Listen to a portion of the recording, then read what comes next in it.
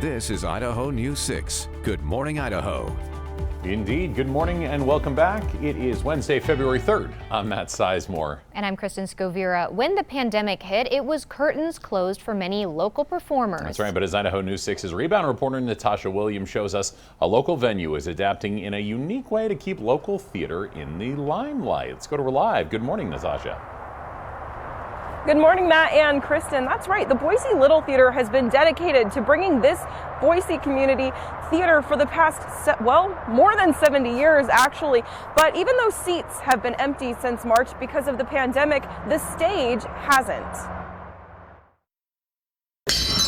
We were just in our dressing rooms putting on our makeup and going, I cannot believe it has been a year since we sat in these chairs. The pandemic forced the theater to cancel several shows last year. And it's been very upsetting and, just sad to have something that's missing that we love. So for the actors at Boise Little Theatre, being able to perform again is a breath of fresh air. I'm afraid I find this section of the museum all a bit too ghoulish for my taste. The first time we were all here and read the whole thing together and we were laughing, and it was just like this nice release and just like, this is home. This is what we've been missing. Even if performing and the rehearsal process looks a little different. Normally we rehearse in person, so in this we did 2 weeks of rehearsal on Zoom. Pre-pandemic, seeing live theater was easy. You just grabbed your ticket and found your seat. But now with the pandemic, this local theater is adapting to bring the theater to your laptop screen. Action. And none of this would be possible without Ellen Fogg. Going back and forth on the stage or up close to some of you. This time last year, the Idahoan was living her dream, touring as a broadcast engineer with Disney. But the pandemic tore that from her. When you lose that, it's easy to suddenly be like, I'm never going to do that again. But she didn't give up. Instead, she's using her skills to make sure the show can go on. From the very beginning, it has to change a lot of the director's choices and the actor's choices so that all of it will read on a totally new platform. It hasn't been easy trying to capture the magic of live theater. Where's Daisy? I really want to do the very best that I can to make sure that all of the love and the passion that went into creating it really genuinely does transfer onto the stream. But after a lot of hard work from cast and crew, the theater's first play of the year is set to stream this Friday and Saturday. I think an overwhelming sense of fun.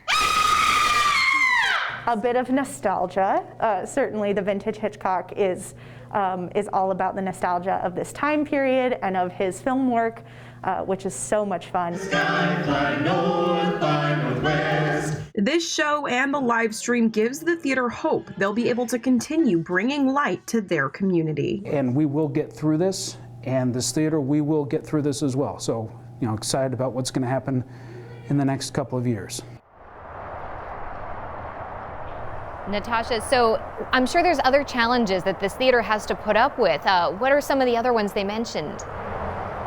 Yeah, definitely. The biggest challenge I kept hearing over and over with everybody I talked to was the rehearsal process. Doing stuff over Zoom isn't easy. You have to keep in mind, live plays, they're meant to be acted out on stage and they're meant to be blocked differently and together. That's that kind of scripted movement. And also the rehearsal time, they only had 2 weeks to put this together, and actually this week is opening week, and it was the first time they're actually meeting together in person to put it together. Wow. Well, in the live streaming though, it ended up having an unexpected benefit. Yes, actually, when I was talking to Darren Vickery, he's the president of the Boise Little Theatre, he was saying a really, really cool benefit of this is that it makes theater more accessible maybe to folks in rural communities who can't make the drive all the way to Boise to catch a show, which is really, really cool, or even folks out of the state. That's cool. I would not have thought of that. So now, if people do want to tune in and watch these performances, where can they go? Yeah, the performances are this Friday and Saturday, and I believe that's the only 2 dates, so don't miss out on that. We have a link for you on our website, or you can go to the Boise Little Theatre's Facebook page or their website, which is, I believe, boiselittletheatre.org. Natasha, thank you so much. And now we're taking